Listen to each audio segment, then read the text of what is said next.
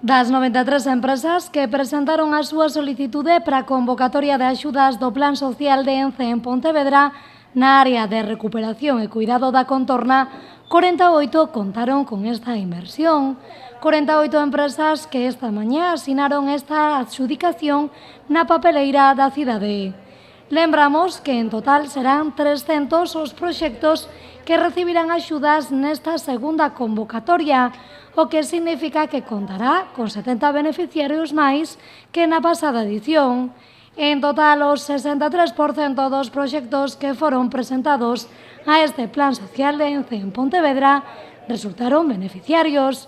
Concretamente, 296 proxectos recibirán os 3 millóns de euros desta segunda convocatoria do Plan Social. Hoxe foi a quenda da área de recuperación e cuidado da contorna e mañá será o turno da área de apoio ao deporte de base.